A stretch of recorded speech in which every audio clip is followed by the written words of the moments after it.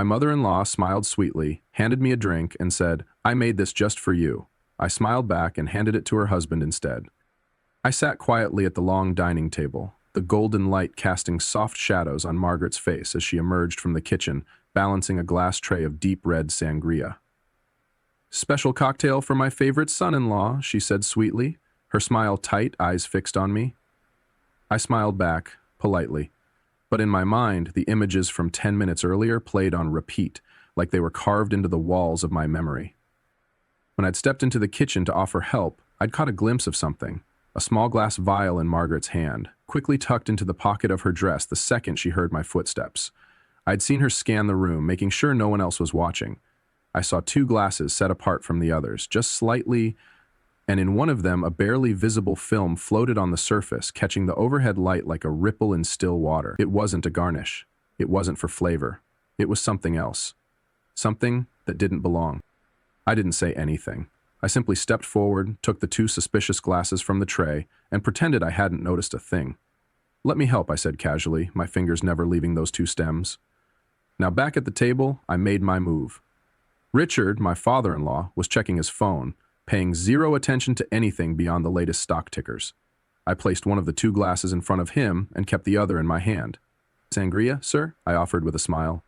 He nodded, clinked his glass lazily against mine, and took a large sip. I didn't drink. I pretended to, then set the glass down and dabbed the corner of my mouth with a napkin, as if nothing unusual had just occurred. No one noticed. Dinner rolled into dessert. Margaret disappeared briefly, then returned with chocolate cake, all the while playing hostess like nothing was wrong. I excused myself to the kitchen for a glass of water, citing the sweetness of the sangria, and as I walked past Margaret, her eyes flicked toward me, just for a second, searching. Measuring. But the moment of truth came 45 minutes later.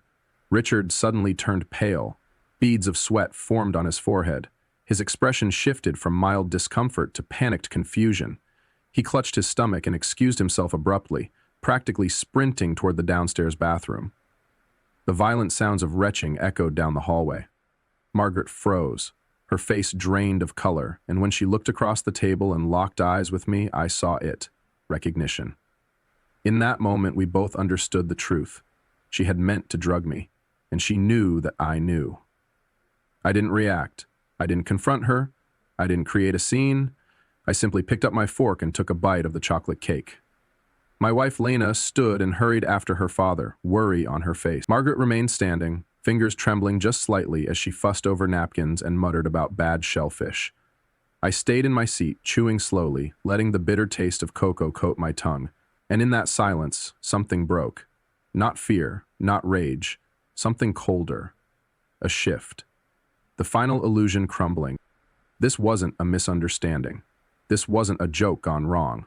It was a decision, made deliberately by someone who didn't think I mattered enough to be protected. And in that moment, I understood something I could never unsee. Margaret Callahan had tried to poison me, and I wasn't going to let it slide. But I wasn't going to fight her on her terms either. The hardest part wasn't the drink. It wasn't even the betrayal. It was realizing how long I had let myself believe I belonged, and how many times I'd mistaken tolerance for acceptance. Looking back, the signs had been there all along, from the first time I met Margaret and Richard Callahan, Lena's parents. I'd known I wasn't what they'd imagined for their daughter. They hid it well in the beginning. Smiles that didn't quite reach the eyes, compliments wrapped in caveats. Margaret, always gracious, would say things like, "Your photos are lovely, Ethan. Have you ever considered doing something more stable?" And Richard, ever the numbers man, didn't even bother pretending. "So," he asked me one Thanksgiving, carving into the turkey without glancing up, "how's the photography hobby?" I remember the way Lena squeezed my hand under the table. I smiled, said it was going well, said I'd just finished a shoot for National Geographic. He grunted, "Still waiting for your big break, huh?" To them, success looked like suits and boardrooms, title plaques and 401ks. My life. Cameras, open fields, unpredictable income, the quiet satisfaction of capturing beauty. None of that registered. It wasn't quantifiable. It wasn't worthy. Still, I tried. Every family dinner, I brought expensive wine. I shared stories of high-profile clients and magazine features. I framed and gifted a print of their favorite vacation home, the light just perfect across the water. They thanked me, hung it in the guest bathroom. Margaret never introduced me as her son-in-law. I was always the photographer. At parties, I was the man taking pictures, not the man her daughter had married. I told myself it was generational, a difference in values. I told myself that eventually, time would soften their edges, that love would do what it always promised to do, bridge the gaps. I told myself a lot of things. Like how it didn't hurt when Richard called Lena into the study one night and told her, within earshot, that she could have married a doctor if she hadn't been so idealistic. Or when we announced we were thinking about having a baby, and Richard pulled me aside to say, "Kids are expensive, son. Maybe get a real job before bringing one into the world." I never told Lena. She loved her parents despite their flaws, and I wasn't going to be the wedge that pushed her away from them. So I smiled, I shook hands, I complimented Margaret's cooking, I swallowed the disrespect like a man biting into a bitter fruit, and pretending it was sweet, but the worst part was the way they made her doubt herself, not overtly, but subtly, gently. The way Margaret would pull her aside whenever I mentioned a new project, whispering, "You need to think about your future." The way Richard once suggested therapy, not for her stress, but to help with those impulsive decisions, while staring directly at me. And she didn't see it, not all of it, because that's the thing about growing up in someone else's narrative. You can't always tell where their voice ends and yours begins. So I stayed silent. I played nice, because I believed love would be enough. But now, sitting at their table, listening to Richard retch in the distance while Margaret's eyes refused to meet mine, that belief shattered quietly, without ceremony. They never saw me as family. They never intended to, and now they had crossed a line that no amount of politeness could erase. Whatever I did next, it wouldn't be for revenge. It would be for clarity, and maybe, finally, for self-respect. The snow in Montana had come up to my knees and the wind had sliced through my jacket like it wasn't even there. I'd spent 5 days tracking bison in the backcountry for a National Geographic assignment, sleeping in the back of a Jeep, living on granola bars and black coffee. My fingers were still stiff from the cold as I drove home, camera bags in the trunk, memory cards full of the kind of images that paid our mortgage. I hadn't slept in 30 hours, and all I wanted was a hot shower, a quiet meal, and maybe Lena's arms wrapped around me while we watched something mindless on Netflix. But life had other plans. Lena met me at the door, already dressed. Her eyes lit up when she saw me, but behind the smile was that familiar tension, the one that always appeared whenever her parents were involved. "Please," she said before I could even take my boots off. "I know you're tired, but it's my mom's birthday, just a couple of hours. We'll eat, we'll smile, and we'll leave early. I promise." I wanted to say no. I wanted to drop my gear and crawl into bed and sleep for 12 straight hours. But I looked at her, still the woman who had stood beside me through unpaid internships and months when rent came down to the wire, and I couldn't. "Give me 20 minutes, I said. In the shower, I leaned my forehead against the tile, letting the water run hot until my skin stung. Something in my chest felt heavy, and not just from exhaustion. It was that feeling, the one you get before something breaks, the one you can't explain but always regret ignoring. I dressed in a button-down and clean jeans, put on my best smile, drove us to Margaret and Richard's pristine colonial house in the part of town where lawns looked manicured even in winter. The moment we stepped inside, I felt it. That chill that had nothing to do with the weather. The house was too quiet, too clean, too staged. Margaret greeted us with her usual sing-song voice and a double-cheek kiss. Richard waved from the living room, barely looking up from whatever article he was pretending to read. The table was already set, as always. 3 forks, cloth napkins, name cards, even though there were only 6 of us. The whole place smelled like cinnamon and control. Lena slipped off her coat and disappeared into the kitchen to help, leaving me alone in the hallway with a bottle of wine and the weight of something I couldn't name. I should have said something, should have turned around, but I didn't. I did what I always did. I played along. I walked into that house thinking I was just tired. I had no idea I was already halfway into a story that would change everything. Daniel and Nina arrived shortly after us, coats dusted with snow, cheeks flushed from the cold. Margaret welcomed them with air kisses and a rehearsed laugh that grated at the edges of my fatigue. Daniel looked the same as always, pressed shirt, fresh haircut. That slightly overcompensating grin that made you feel like you were at a networking event instead of your mother's dining room. Nina looked more tired, but she hugged Lena tightly, eyes flicking to mine for just a moment longer than usual. Dinner was announced like a stage cue. We took our places, Lena beside me, Margaret at the head, Richard still scrolling through his phone until Margaret gave him that look. The food was perfect, of course, it always was: roast beef, garlic mashed potatoes, green beans with almonds, everything served in matching ceramic dishes with linen napkins folded just so. Margaret poured the wine herself, like she always did, like it was part of the script. Richard launched into a story about some big real estate deal, quoting figures, talking fast, trying to impress his own son like they were strangers at a charity auction. Daniel nodded, offered polite affirmations, but I could tell he wasn't really listening. Nina didn't speak unless spoken to. I counted the seconds between Margaret's glances at me, measuring my posture, my silence, the way I held my fork. I knew this game. I'd played it for 6 years. Smile enough to seem respectful. Speak just enough to seem polite. Don't get too comfortable, don't look too proud, and never forget you are here on borrowed time. Margaret interrupted Richard's story to compliment Nina's earrings, then pivoted the conversation to Lena's old college friend, the one who just got engaged to a cardiologist. She's always been so smart about her choices, she said, tone light but deliberate. Lena didn't respond, just stared down at her plate and kept cutting her food. I reached for her hand under the table, gave it a gentle squeeze. She returned the pressure, then let go.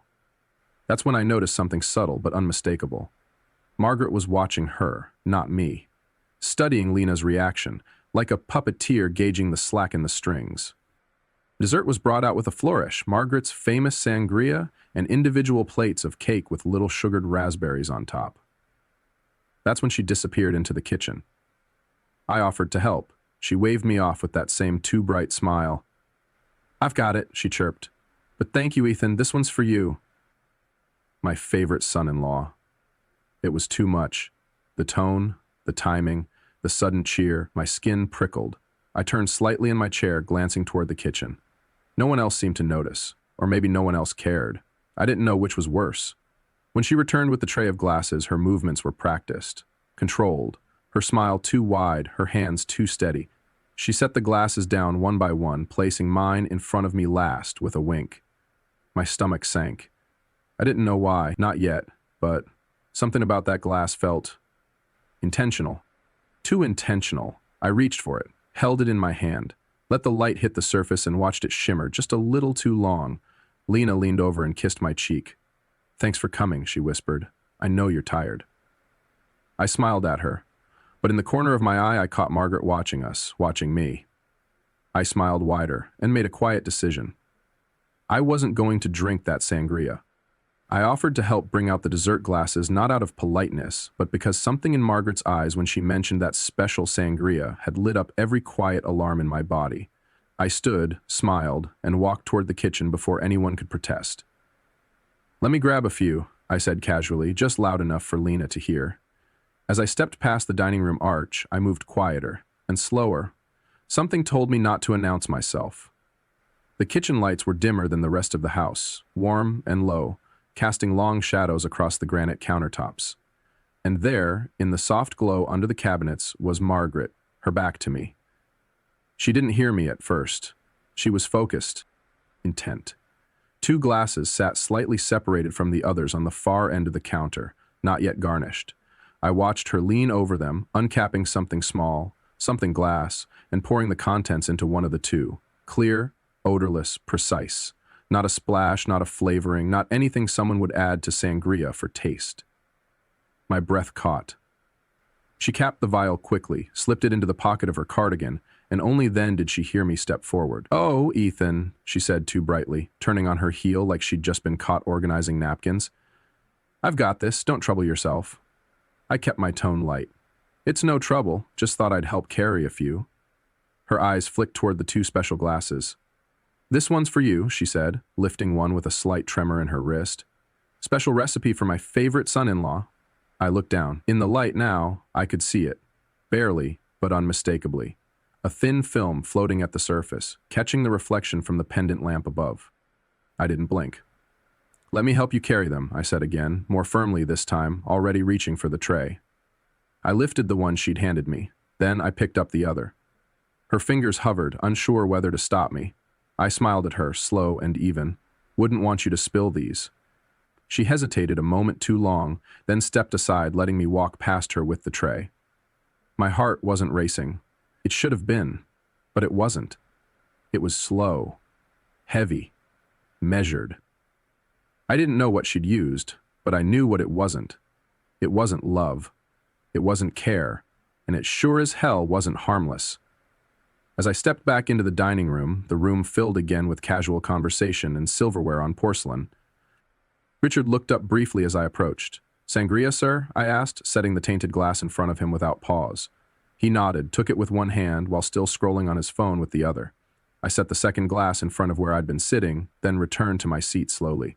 My smile never faltered, my voice remained even. No one noticed a thing. No one ever did.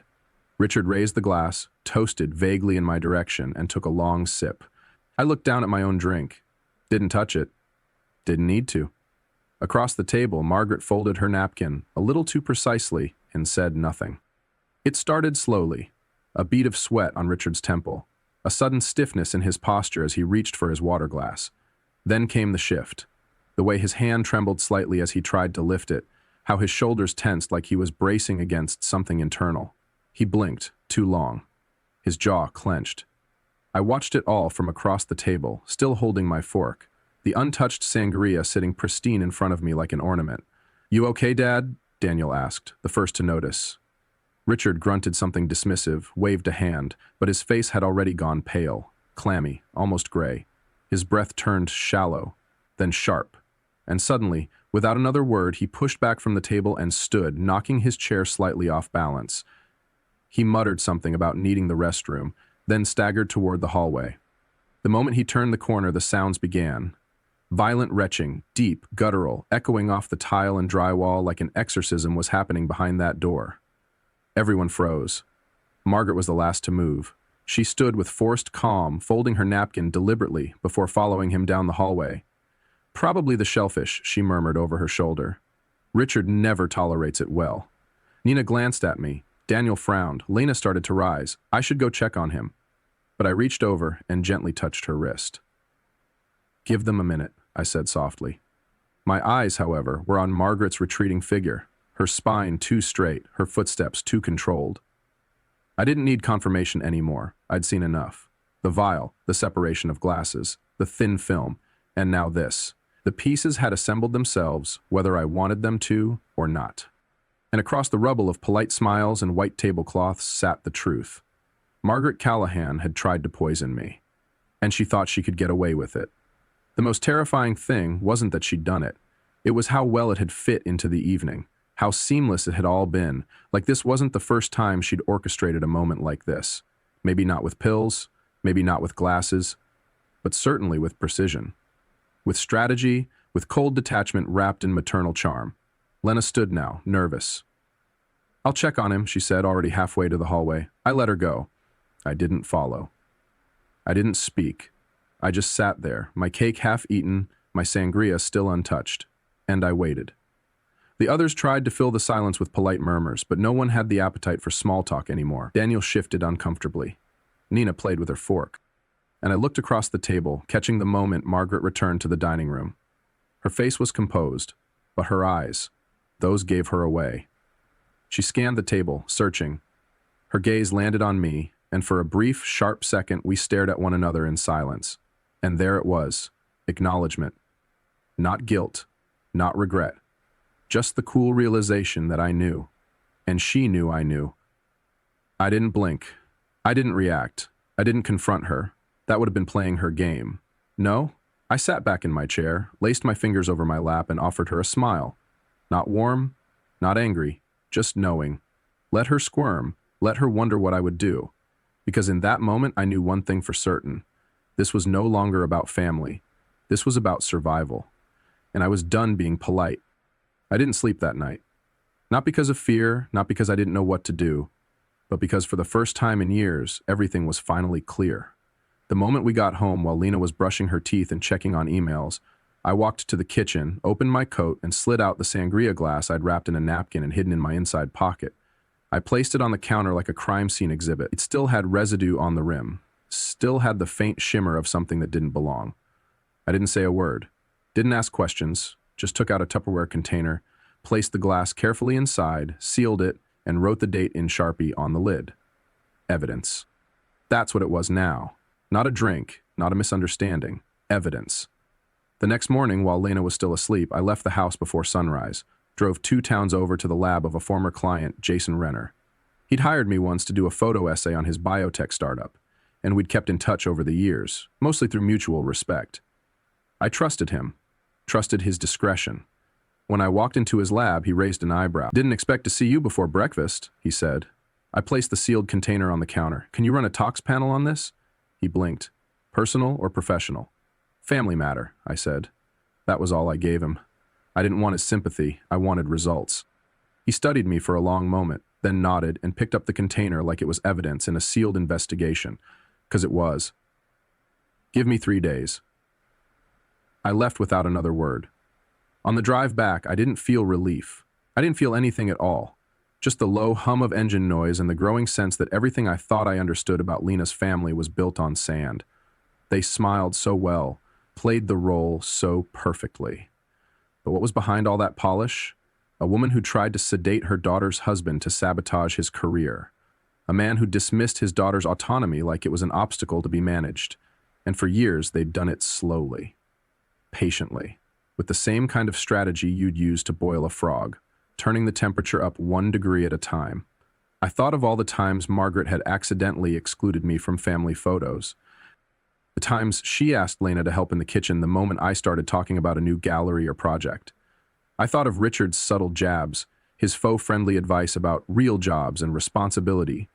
It had never been about me being enough. It had been about them never allowing Lena to believe I was. That wasn't parenting. That was manipulation. That was control. And now, they'd taken it a step too far. When I got home, Lena was at the kitchen table with coffee and her laptop. She smiled when she saw me. "Did you go out for a walk?" I nodded, kissed her forehead, and mumbled something about clearing my head. She didn't ask questions. I didn't offer answers. Not yet. I needed confirmation first. I needed something more than instinct. I needed facts. Because if I was going to break the illusion her parents had spent decades constructing, I was going to need something they couldn't, something undeniable, something clinical. And when Jason called me 3 days later with the results, I got exactly that. 3 days later, my phone rang just after 9 p.m. I was in the garage reorganizing my camera gear, not because it needed organizing, but because my hands needed something to do. Jason's name lit up on the screen. I wiped my palms on my jeans and answered. "Tell me what you found," I said. No pleasantries, no delay, just the facts. Jason didn't waste time either. "Benzodiazepines," he said, specifically lorazepam. "Not enough to be lethal, but a strong enough dose to knock you out for several hours. Maybe more, depending on your weight and tolerance." I didn't respond right away. I closed my eyes, breathed once, and let the words settle into my chest like a slow, cold stone. He continued.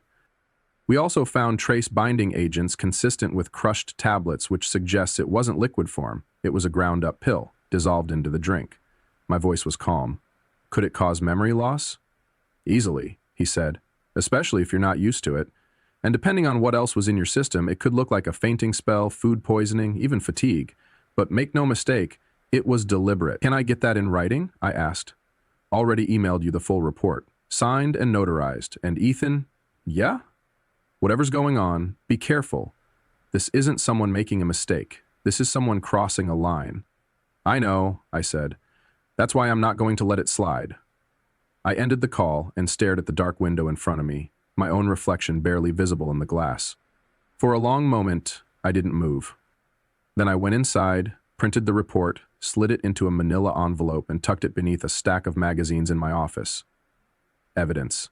Clean, clinical, undeniable. Lena was watching something in the living room, the soft blue glow of the TV dancing across her face. She looked up and smiled. "You okay?" "Yeah," I said. "Just thinking about the Montana series. I want to build something new from it." She nodded, happy to see me thinking creatively again. I sat beside her, wrapped an arm around her shoulders, and watched the screen without seeing a thing. I didn't tell her what Jason said. Not yet. Not because I didn't trust her, but because I wasn't ready to risk her not trusting me. Because the second I dropped this truth into our lives, nothing would be the same again. And the foundation her parents had built, one of control, of subtle rewrites, of whispered suggestions and long-game manipulation, would begin to crack. But cracks weren't enough. Not for this. I didn't want it to break slowly. I wanted it to shatter. And I wanted them standing right in front of it when it did.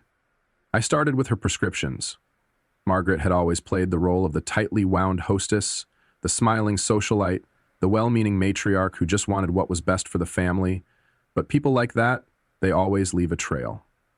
I made a few quiet inquiries, not through official channels, just people I knew. People who owed me favors. Within a week, I had what I needed. Margaret had prescriptions for anti-anxiety medication from not one but 3 different doctors across 2 counties.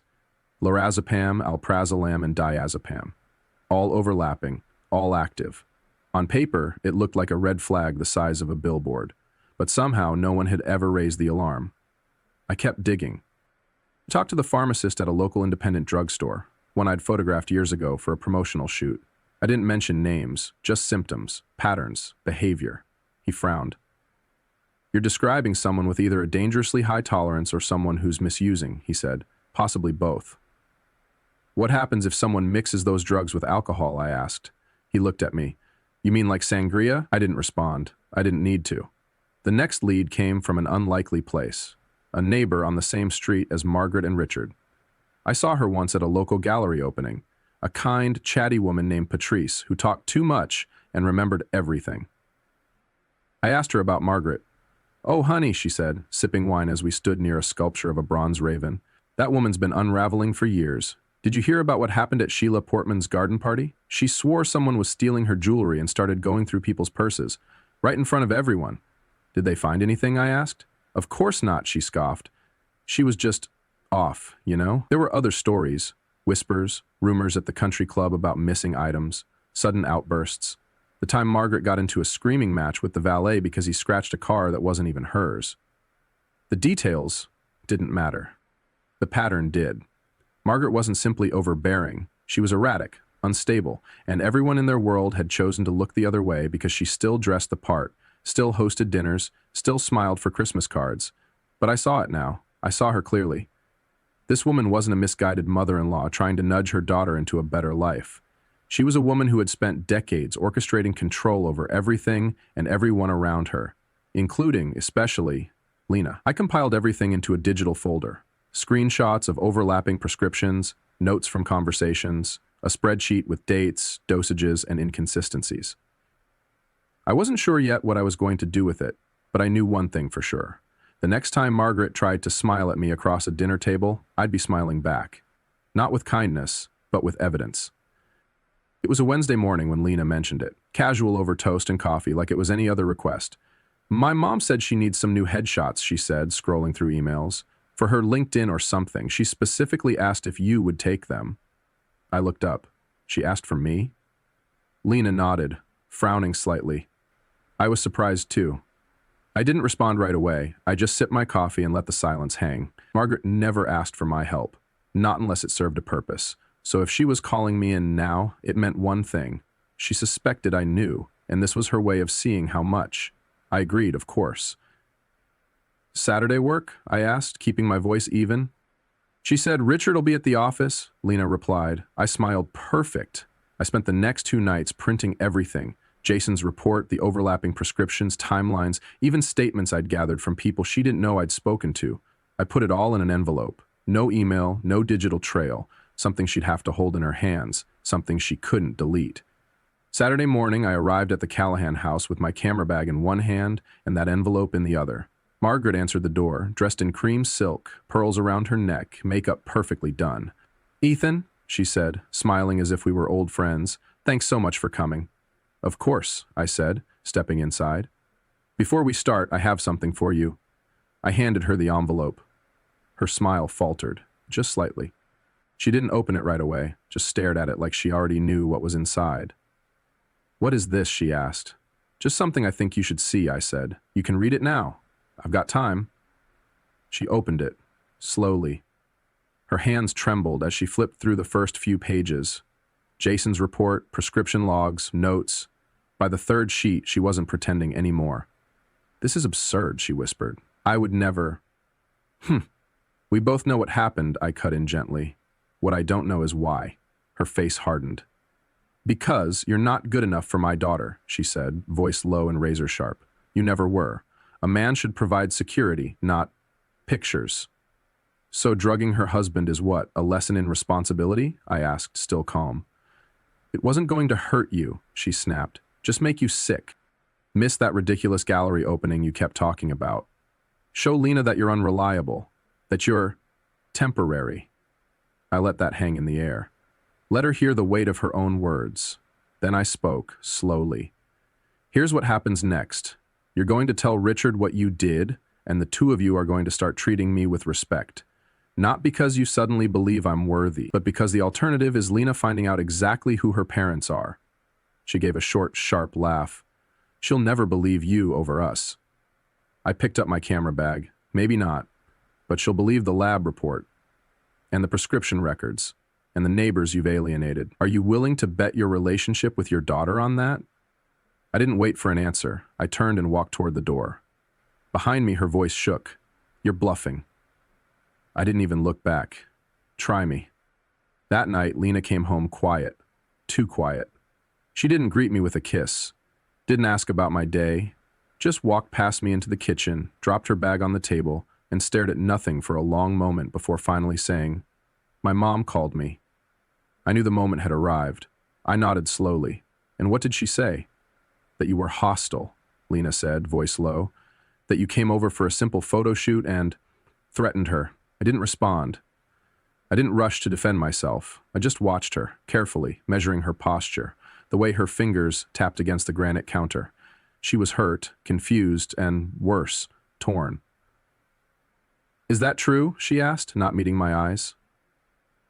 I walked to my desk in the living room, pulled out the manila envelope, and placed it gently in front of her. "This is the report from the toxicology lab. It confirms that someone put lorazepam in my drink that night, enough to knock me out for hours." Her face went still. "You tested the sangria?" "I took it with me when we left," I said. "The one she handed me. The one I didn't drink."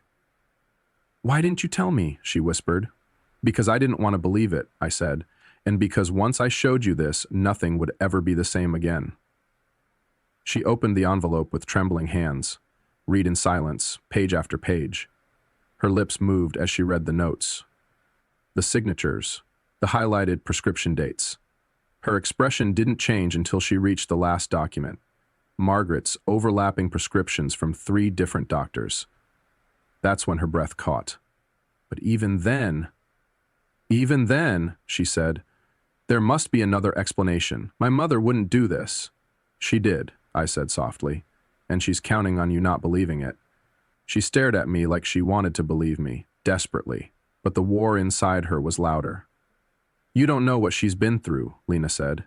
"She's not well sometimes, but she's my mother." I didn't argue.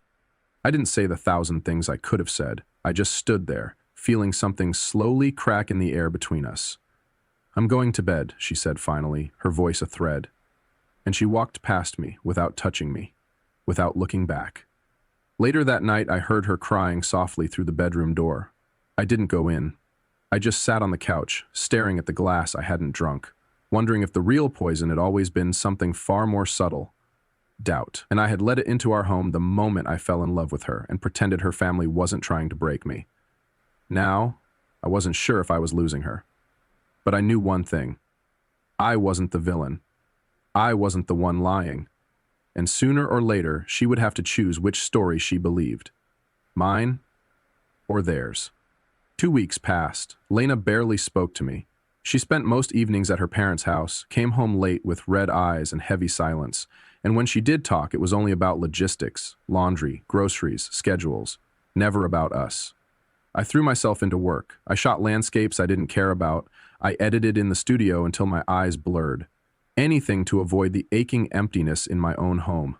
It felt like I was drowning in slow motion, and then, on a Wednesday afternoon, a package arrived. No return address, just my name written in neat, unfamiliar handwriting. I opened it on instinct, not expecting much. Maybe a photo album from a client, maybe one of Lena's relatives reaching out. What I found instead stopped my breath cold. Inside was a small USB drive and a single post-it note. 4 words, handwritten in black ink. You should see this. The note was signed, Nina. I plugged it into my laptop and opened the folder. What loaded was a set of video files. No labels, just timestamps. I clicked the first one. It was security footage. From inside Margaret and Richard's kitchen, the night of the dinner. I watched as Margaret moved around the counter, alone. I watched her pull out a vial. I watched her pour something into a glass. The glass. Then I watched myself enter the frame, saw her hide the vial in her cardigan pocket, watched the fake smile stretch across her face like a cracked porcelain mask. My stomach twisted, even though I already knew what I was seeing. It was different to watch it, different to witness it objectively. I clicked the next video. It showed the hallway, Richard downing the drink. Then, minutes later, the violent sounds coming from the bathroom just off screen. But it was the third video that hit the hardest. After dinner, after we'd left, Margaret and Richard in the kitchen, arguing, yelling. "He wasn't supposed to drink it," she hissed. "You said you would switch the glasses." "Why the hell are we still doing this?" Richard snapped back. "This isn't the first time, Margaret. This is getting out of hand." "I had to make him look unstable," she said, breathless. "Lena needs to see it for herself. That he's wrong for her. That he can't even manage a dinner without falling apart." He stared at her. "You drugged him. That's what you did." Her eyes narrowed. "And it almost worked, if you hadn't picked up the wrong damn glass." I sat frozen, hands cold against the keyboard. But it wasn't over. The next clip was from 2 days later. Richard and Margaret in the living room. She was calm now, smiling again, a different kind of cold. "He knows what you did," Richard said. "So what?" she replied. "It's his word against mine. Lena will never choose him over us. And if she does, then she's not the daughter I raised." "What are you saying?" Richard asked. "Don't worry," she smiled. "I've already started. I've been talking to her about their marriage, about his mood, his distance. I'm planting seeds. By the time I'm done, she'll be filing for divorce, and thinking it was her idea." I closed the laptop. My hands were shaking. Not with fear, but with something else. Rage, yes, but beneath that, a strange, sharp clarity. This wasn't about me. Not anymore. This was about control, and Lena wasn't the first. I picked up my phone and called Nina. She answered on the second ring. "Why did you send me this?" I asked. Her voice was quiet. "Because they did the same thing to me when I married Daniel. It took 2 years to claw my way back. I couldn't let it happen to you, too." The next morning, I sat at my desk with the blinds still drawn and sunlight creeping in like guilt. My laptop was open, but I wasn't working. I was staring at a single email address I hadn't used in years. One I'd found through old college alumni boards, buried in a forgotten contact thread. Dr. Caleb Monroe, Lena's ex-fiancé, the one her family only ever mentioned in whispers, if at all. I hesitated. Then I typed, "Hi, Caleb. You don't know me, but you probably know who I married. I'm not reaching out to reopen wounds. I'm reaching out because I think something happened to you. And I think it's happening again. To me." I hit send. Didn't expect a reply, but 30 minutes later he called. His voice was calm, clipped, cautious. "You're her husband?" he asked. "Yes," I said. "And you think her parents interfered?" "I know they did," I said. "I have proof, footage, records. But I need to know if this is a pattern, if I'm not the first." There was a long pause on the line, then, finally, a slow breath. "Meet me," he said. We met at a small cafe halfway between our cities. Caleb looked like the kind of man Richard would have approved of. Tall, clean-shaven, crisp dress shirt. But his eyes, they carried a tiredness I recognized. We talked for hours. He told me everything. About the anonymous emails that started arriving in Lena's inbox just weeks before their wedding. About the phone call from an old friend claiming he'd been cheating. About how his apartment was broken into, but nothing was taken, except a single flash drive with his research on it. She didn't believe me, he said. She wanted to. But her parents were in her ear every day, whispering doubts, asking questions, offering tissues when she cried. "And then?" I asked. "She called it off," he said, his voice flat. "Broke down in my apartment and said she didn't know who to trust. Said she felt crazy. Said maybe she was the problem." I felt my stomach twist. I'd heard those same words from Lena, word for word. Caleb slid a manila folder across the table. I don't know if this will help you, but I kept some of the emails, some of the fake messages. I couldn't prove it back then, but now? You said you have footage? I do, I said, and I think it's time someone else saw it. After I left Caleb, I called Cora, Lena's best friend from college. They hadn't spoken in over 4 years. She picked up cautiously. When I said who I was and why I was calling, her voice dropped. She stopped talking to me after her parents said I was a bad influence, she said. We were planning a trip together. Suddenly, Lena canceled. Then she blocked me. I never knew why. They erased you, I said, just like they tried to erase everyone who made her feel like her own person. Including you? She asked. I paused. They tried. That night, I opened a new folder on my computer. I called it Pattern, Control, and one by one I began dropping names into it. Caleb, Cora, Nina. The ones who came before me, the ones who saw the edges before they were cut away. And with each name, the image of Margaret and Richard Callahan became clearer, not as parents, but as architects, builders of a life where Lena could never fully belong to herself. But this time, they didn't get to finish the blueprint, because I was still here, and I had all the pieces. I spent the next 3 days doing nothing else. I barely slept, I barely ate. I reached out to everyone I could find, people Lena had once called friends, old classmates, former boyfriends, even professors who remembered her from grad school. At first, most were hesitant, polite but distant. They didn't want to get involved. But when I mentioned her parents, when I described the pattern, they opened up like floodgates. One of her high school boyfriends, Andrew, told me about how his tires had been slashed during finals week after he took Lena to prom. I didn't connect it back then, he said, but Richard pulled me aside the next day and warned me to stay away, said I wasn't good enough for her. I thought he was just an overprotective dad.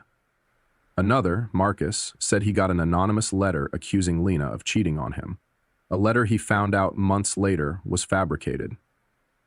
We broke up over it, he said, and it crushed her. She told me she didn't even recognize the things I was saying about her.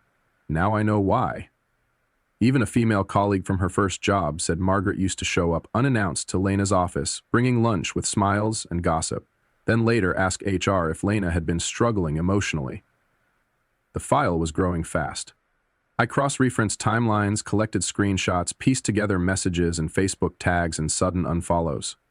People hadn't drifted away from Lena. They'd been pushed, quietly, systematically. Margaret and Richard didn't just disapprove of the people in Lena's life, they removed them. Like weeds, like obstacles, one by one. Anyone who affirmed her independence, who celebrated her voice, who reminded her she was her own person, gone. Cut out with the same grace Margaret used to carve roast lamb on Christmas Eve. I sat back in my chair late one night, staring at the wall of evidence now filling my hard drive. It wasn't just that they'd done it to me. It was that I was the latest, the most recent chapter in a long-running story of control. And Lena never saw it because Margaret and Richard never left bruises. They just rearranged the walls of her world until she thought isolation was safety, thought doubt was love, thought their disappointment meant she was failing. And now, I saw it too clearly to unsee. I wasn't the first man they tried to erase. I was just the first one who stayed long enough to gather proof. And for the first time since the sangria incident, I realized I wasn't fighting for just myself anymore.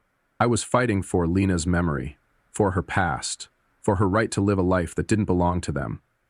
And if they had spent years building this house of mirrors, this carefully curated illusion, then I was going to walk in and shatter every single pane. Saturday evening. I set the dining table for 4. Nothing fancy, just pasta, wine, candles, comfortable, familiar.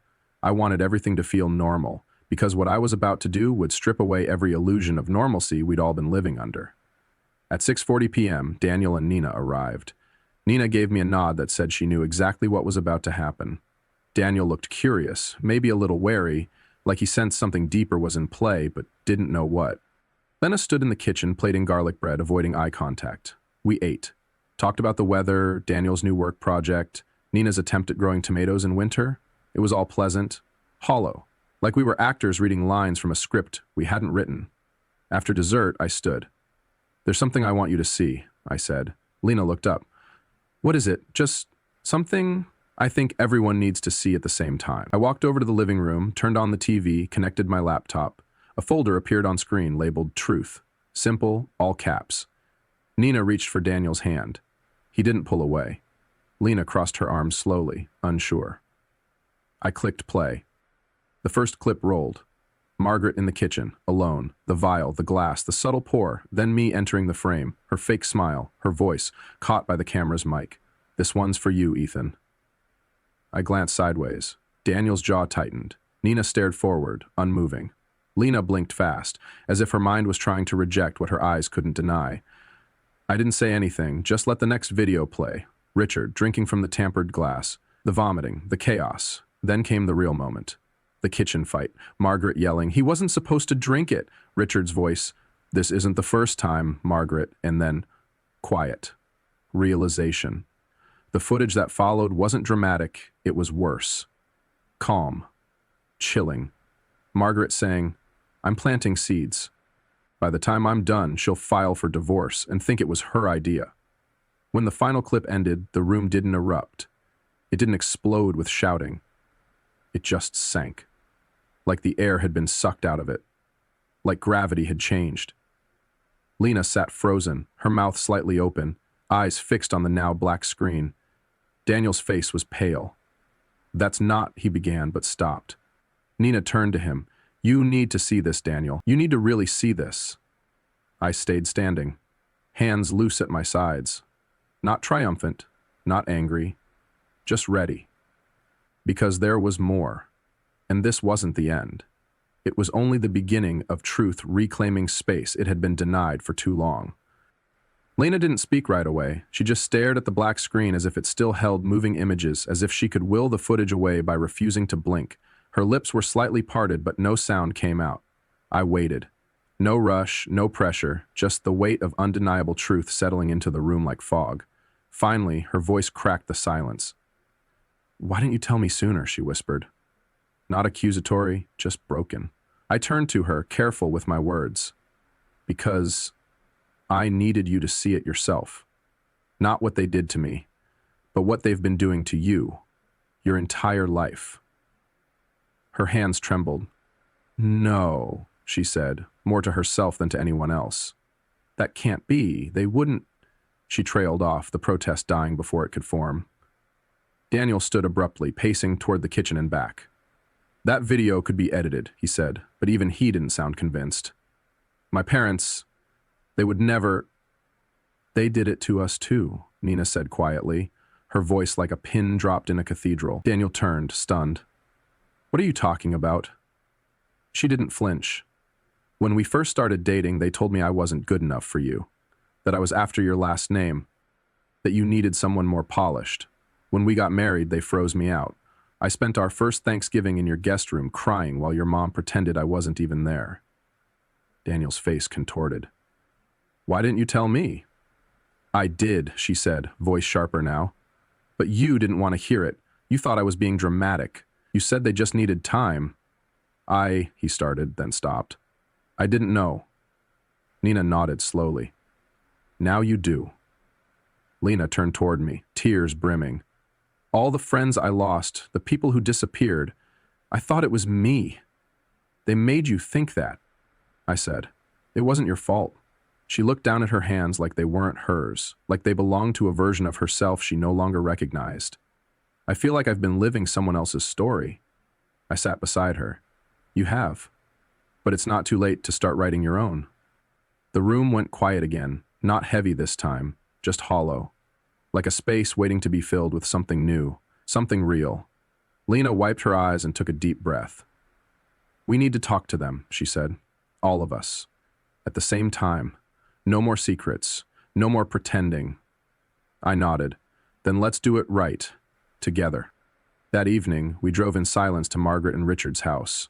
It wasn't cold outside, but the air felt tight, like it knew what was coming. Lena sat beside me, quiet but upright.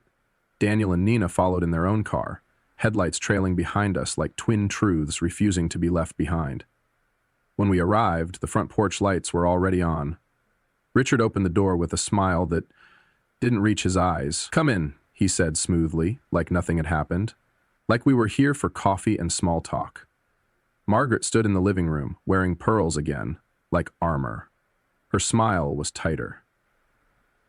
I understand there's been a misunderstanding, she said, and I could almost admire her commitment to the lie. No misunderstanding, I said calmly, walking past her and setting up my tripod in the corner of the room. I'm documenting this conversation for the family archive. That's absurd, Margaret snapped. This is private family business. Exactly, I replied, locking the camera into place. Family business, and I'm family, even though you've tried very hard to change that. Richard narrowed his eyes. What's the meaning of this? It means, Lena said, stepping forward, we're not playing along anymore, not without truth. Daniel and Nina sat down without speaking. I hit record. The red light blinked. The room went still. I began with facts. The toxicology report, the prescriptions, the footage. I spoke with no anger, no volume, just clarity. When they interrupted, I played clips. When they denied, I showed documents. Every move they'd made to manipulate, to isolate, to divide, laid bare under the cold logic of evidence. Margaret tried to cry. You're turning her against us, she said, reaching toward Lena, but Lena stepped back. You did that all on your own, she whispered. Richard still tried to argue. He's manipulative. He twisted everything. I played the final clip. Margaret's voice. By the time I'm done, she'll be filing for divorce and think it was her idea. Silence. Not the awkward kind. The end of a play kind. The kind that falls after the curtain drops and no one claps. Lena stood slowly. I love you both, she said. You're my parents, but what you've done is unforgivable. You don't get to control my life anymore. Daniel stood too. We're adults now. We choose our partners, our path. You don't get to write the story anymore. Margaret began to cry. Real this time. But it was too late. Because this wasn't about regret. This was about truth. I walked over to Richard, handed him a USB drive. Everything's on here, I said. The footage, the emails, the statements, it's yours. He looked at it like it was a ticking bomb. What's this supposed to mean? It means, I'm not going to destroy your reputation, I said quietly. That would hurt Lena. And I'd never do that. But if you ever try to interfere in our marriage again, if you ever try to manipulate her or speak against me, copies will go to every partner at your firm, every member of your country club, and every board you serve on. For the first time since I'd met him, Richard didn't argue. He just nodded once, a small, grim gesture. And in that moment, I saw it. He didn't respect me because I was his son-in-law. He respected me because I'd played the game better than he did. And I hadn't even needed to cheat. 6 months passed, not with fireworks or dramatic gestures, but with slow, deliberate healing. Lena started therapy, so did Daniel. Not to fix something broken, but to understand the cracks that had always been there. Margaret and Richard stayed away. No letters, no uninvited visits. Just the occasional text on holidays. Polite, distant, cautious. They had learned that silence could also be a boundary, and this time, we were the ones drawing the lines. Over the holidays, they invited us all to dinner. The invitation was simple, a fresh start. Lena wanted to go. They're still my parents, she said, and they're trying. I nodded. We'll go, but we set the terms. We stayed in a hotel, arrived in one car, left when we felt ready, no unsupervised time, no private corners, no second chances without proof of growth. The evening itself was uneventful, a well-prepared meal. Margaret asked about my latest photo series. Richard asked about the baby. Neither offered advice. Neither made suggestions, just conversation. Controlled, filtered, but neutral. I didn't relax. I didn't expect them to change, but I acknowledged the shift, and sometimes that's enough. After dinner, Richard pulled me aside in the study. For a moment, I thought he might try to reassert control. Instead, he poured 2 glasses of scotch and said, "You protected her. You stood your ground. That's what a man should do." I didn't drink the scotch. I didn't smile. I just said thank you and left the glass untouched. Later that night, Lena told me she was pregnant, again. I held her for a long time in the hotel room, thinking not about the past, but about how far we'd come, to earn a future that belonged only to us. 3 weeks later, a certified letter arrived. No message inside, just a deed. Margaret and Richard had transferred the title of the house we'd been renting into our names, a quiet offering, not forgiveness, not redemption, just an acknowledgement of boundaries they could no longer cross. When our daughter was born that summer, we named her Amelia, after my grandmother, who had taught me that the strongest people speak softly and carry no sharp edges. Margaret and Richard came to the hospital, brought flowers, held the baby under Lena's watchful eye, took photos, left early.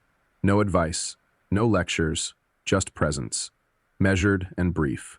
And for the first time, it didn't feel threatening. It felt neutral, a ceasefire. I opened my own gallery that fall. At the grand opening, Margaret and Richard appeared near the end of the night. Richard looked at the photos on the wall and said, "You've built something real." Margaret nodded. "They're beautiful." They didn't stay long, didn't ask about pricing or suggest how I should run it, just nodded, smiled, left.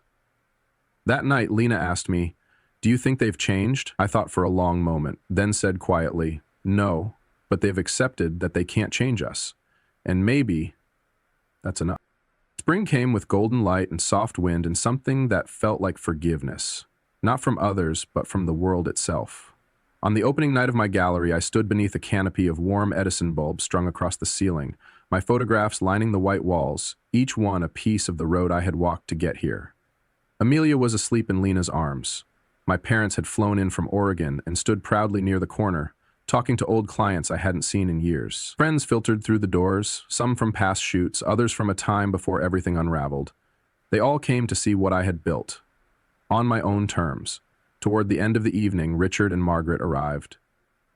They didn't make an entrance, didn't dominate the space. They walked the gallery slowly, pausing at certain images. Landscapes, portraits, one particular black and white of Lena by the window, her hand resting on her stomach, the light falling just right across her face. They didn't offer critiques, didn't mention alternative frames or ask if I'd considered shooting in color. They just nodded. Richard shook my hand. "Good work," he said, and for once, it didn't sound like a test. Margaret smiled faintly and said, "She looks happy." I nodded. "She is." They left soon after, saying little else. No manipulation, no hidden threats, just the acknowledgement of something they could no longer touch. Later that night, after we had locked up, Lena and I stood on the porch of the gallery with Amelia, asleep in the carrier on her chest. The stars were faint above the city lights, but we could still make out a few. Lena leaned into me, tired but glowing. "Do you think they'll ever fully change?" she asked. I thought for a moment. "No," I said, "but they've changed enough to know they can't change us." She nodded. "And that's all I need." I looked at the windows of the gallery, at the light still glowing inside, at the work on the walls that no one else had curated, controlled, or rewritten, and I realized something I'd never said out loud. I hadn't won by exposing them. I hadn't won by collecting proof or building cases. I had won by refusing to play their game, by holding the line, by living well. I had taken every piece of hurt, every seed of doubt they'd planted, and grown something of my own, something beautiful, something that would outlive the noise, and that, in the end, was the most satisfying revenge of all. There are victories that come with applause, and then there are victories that arrive in silence, when no one is watching, when the only person clapping is the one who finally walked away from a stage built to trap them. Ethan didn't scream, he didn't retaliate with fire, he listened, he endured, and when the time was right, he told the truth, not just to others, but to himself. That's the kind of strength we don't talk about enough, the kind that doesn't need revenge to feel whole, because it finds power in restraint, in clarity, in living well on your own terms. What Margaret and Richard never understood is that control doesn't last. Not when the people you're trying to control finally remember who they are. In the end, it wasn't about defeating them, it was about freeing Lena, and Ethan did that not with force, but with quiet, deliberate courage. Maybe you've felt what he felt, misunderstood, underestimated, slowly erased.